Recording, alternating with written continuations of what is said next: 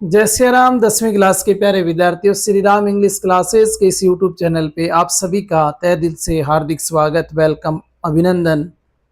उम्मीद करता हूँ जहां भी हो स्वस्थ हो, मस्त हो और शानदार आप लोगों का दिन चल रहा होगा। आपके इस अध्ययन की कड़ी में आज मैं आपके लिए लेके आया हूँ लेटर नंबर 5। 5 नंबर लेटर आज हम पढ़ने वाले हैं। कल हमने एक लेसन को पढ़ा था जिसके समरी हमने पढ़ी थी। हालांकि कल मैंने कहा था कि प्रत्येक लेसन की समरी आपको मिलेगी, निश्चित रूप से मिलेगी। आज सोचा एक लेटर और करवा देता हूं जो मुझे ठीक लगा।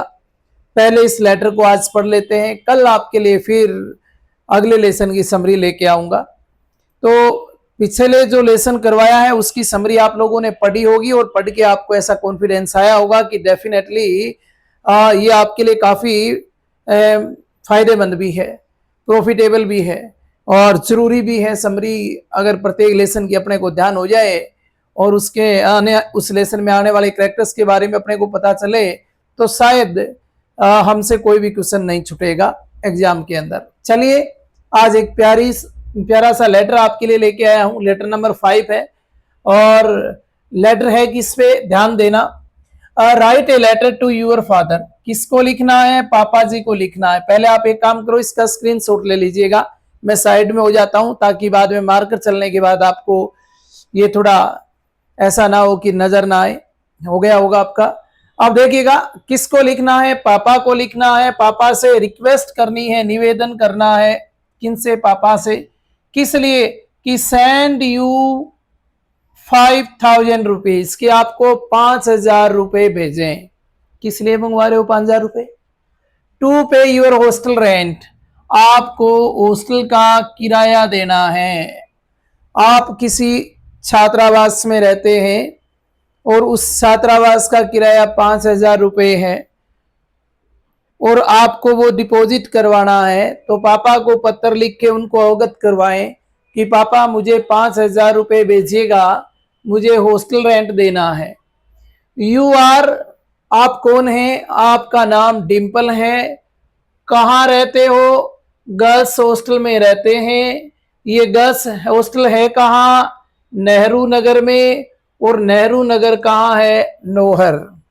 नौहर के नेहरू नगर में गर्ल्स हॉस्टल है, वहां आप रहते हो, अध्ययन कर रहे हो और हॉस्टल का रेंट आपको जमा करवाना है 5,000 रुपए। तो पापा से रिक्वेस्ट करनी है कि पापा मुझे 5,000 रुपए भेजिएगा, मैं अपना रेंट जो है हॉस्टल का उसको डिपॉजिट करवाना चाहता हूं, उसको जमा करवाना चाहता हूं। चलिए हमने क्या लिखा देखते हैं। सबसे पहले अपना एड्रेस क्या है? गर्ल्स हॉस्टल नेहरू नगर नौहर, यही लिख दिया आपने। Girls hostel Nehru Nagar, sorry Sikar लिख दिया क्या मैंने? या नौहर करिएगा। कहाँ? नौहर, ये लीजिए। अब उसके बाद हमने क्या लिखा?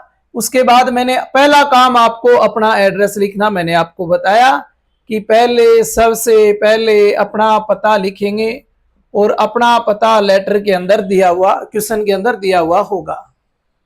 उसके बाद दिनांक, जिस दिन आप ये लेटर लिख रहे हो उस दिन की दिनांक, डेट लिखेंगे अपने। वो लिख दिए अपने 27 अक्टूबर 2025। उसके बाद किसको लिखा जा रहा है? यूअर फादर, तो यूअर को चेंज कर देंगे माई फादर। तो माई डियर फादर, मेरे प्रिय पापा जी। अब आप लिख रहे हो I am hello and healthy here, मैं यहाँ स्वस्थ हूँ, खुश हूँ। एंड होप, और उम्मीद करता हूं, द सेम फॉर यू, कि आप भी मेरी तरह स्वस्थ होंगे, हेल एंड हेल्दी होंगे। माई स्टडीज गोइंग वेल, अब आप लिख रहे हो कि मेरा दिन बहुत अच्छा चल रहा है। गोइंग वेरी वेल भी कर सकते हैं, वेल भी लिख दिया। आई एम सेटिस्फाइड, मैं संतुष्ट हूं विद द सर्विस, सेवा से, ऑफ द हॉस्टल, हॉस्टल की, अर्थात हॉस्टल की जो सर्विस है उससे मैं पूर्णतः संतुष्ट हूँ। हॉस्टल में बहुत बढ़िया खाना मिल रहा है, हमारा अच्छा अध्ययन हो रहा है, हमारी अच्छी देखरेख हो रही है और पूर्णतः साफ सुथरा है और सारी सुविधाएं मुझे पर्याप्त रूप से मिल रही हैं। आपका ये कहना है पापा जी को कि मैं पूर्णतः जो हॉस्टल की सर्विस है उनसे सेटिस्फाइड हूँ, संतुष्ट हूँ। The warden of the hostel, अब आप कह रहे हो हॉस्टल के वार्डन के बारे में। Of the hostel is very good, वो भी बहुत अच्छे पर्सन इंसान हैं। हॉस्टल के वार्डन जो हैं वो भी बहुत बढ़िया हैं, जो हमारी देखरेख अच्छे तरीके से करते हैं, बहुत ही अच्छे इंसान हैं। आगे देखो क्या लिखा आपने, presently I am in need, अभी हाल ही में मुझे आवश्यकता है 5,000 रुपीज की, टू पे मुझे भुगतान करना है, माई हॉस्टल रेंट मेरा हॉस्टल का किराया, फॉर द मंथ महीने का। इससे पता चला 1 महीने का ये हॉस्टल का किराया है जो आप जमा करवाना चाहते हैं। प्लीज सेंड, कृपया करके भेज दें, प्लीज सेंड मी मुझे, द सेम वो जो मैंने किराया ऊपर बताया यानी 5,000 रुपए, as soon as possible, as soon उतना शीघ्र उतना जल्दी, एज पॉसिबल जितना संभव हो। यानी आप पापा से कह रहे हैं पापा जल्दी से जल्दी मुझे 5,000 रुपए यहाँ पे हॉस्टल का जो किराया है महीने का वो भेजने का कष्ट करें। Please send me the same as soon as possible, with best regards to my dear mother and love to Naman. अब आपने माता जी के लिए बोल दिया कि मम्मी को मेरी तरफ से प्रणाम और मेरे भाई नमन के लिए प्रेम स्नेह है। यूर लविंग डॉटर, आपकी स्नेही पुत्री, और फिर आपने अपना नाम डाल दिया। तो ये एक शानदार सा लेटर था। लेटर में अलग कुछ नहीं है, पूछने का तरीका कुछ भी हो सकता है। तो ये वही पैसे मंगवाने पापा से, लेकिन यहाँ हॉस्टल रेंट दे दिया। कहीं ऐसा ना हो आपके मन में कि ये तो हमें करवाया ही नहीं, इसमें करवाने और न करवाने वाली मेरे को तो लगता नहीं कुछ अलग बात थी। अब आप हॉस्टल रेंट मंगवा रहे हैं या एग्जाम बोर्ड फी मंगवा रहे हैं या फिर आपको ड्रेस बुक्स परचेज करनी है उसके लिए मंगवा रहे हैं, कुछ भी आ सकता है। आपको ज्यादा इसमें चेंज करने की जरूरत नहीं है, बस इन बातों का आप ध्यान रखें। आप जब लेटर को हैंडल करने जाएं तो सबसे पहले तो ये देखें कि ये लेटर मुझे लिखना किसको है, पता चला, और इस लेटर में क्या लिखना है, किस लिए लिखना है, पता चला।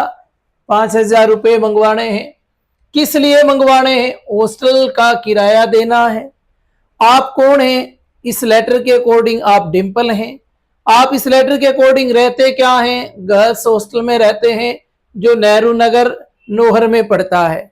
तो इन सब बातों को आप हल्के पेन से पहले अंडरलाइन कर लें ताकि जब लेटर लिखें तो आपसे गलती ना हो, और ये सारी बातें उस लेटर के अंदर आ जानी चाहिए। हालांकि आपको यहाँ पॉइंट्स दिए जाएंगे, उनको टच करते हुए आगे बढ़ना है।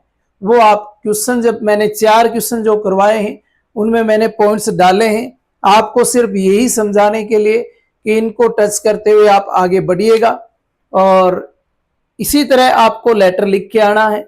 अब एक बात का आपको जो ध्यान रखना है वो ये रखना है कि यहां से जब हमने शुरू किया तो देखो सारा लेटर बिल्कुल जो भी लाइन शुरू हो रही है वो एक सीध में शुरू हो रही है। इस तरह आपके लिखने की शैली होनी चाहिए। ऐसा नहीं कि गर्ल्स नेहरू नगर यहाँ लिख दिया, डेट यहाँ लिख दिया, माय डियर फादर यहाँ आ रहा है, फिर आई है यहाँ आ रहा है, फिर यूअर्स लविंग डॉटर यहाँ आ रहा है, डिम्पल इधर जा रहा है ना। एकदम सीधा एक साइड के अंदर आपके लेटर की शुरुआत होनी चाहिए। डेट में अधिकतर बच्चे लिखने में गलती करते हैं। कुछ बच्चों की आदत होती है पहले डेट लिखते हैं उसके बाद फिर यूं लिख देते हैं 27/10/25। तो बेटा ये गलत है, और ना आपको ये लिखने की आवश्यकता, सीधे ही आप डेट लगा कर आएंगे। तो आज के लिए इस क्लास में बस इतना ही। कल फिर मैं आपके लिए समरी लेके आऊंगा एक और लेसन की। हालांकि आज हमने समरी ना पढ़ के एक लेटर पढ़ा, कल हम समरी पढ़ेंगे।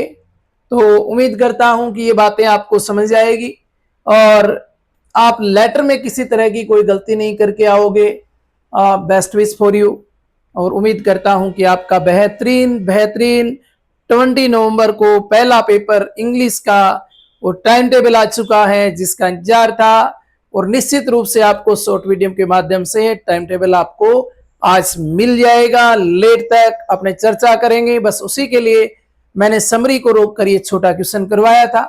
ताकि जो भी बच्चों के लिए टाइम टेबल गवर्नमेंट के द्वारा अप्रूव किया गया है वो आपके सामने रखें और उसकी भी बात करेंगे थोड़ी देर बाद। जय सिया राम।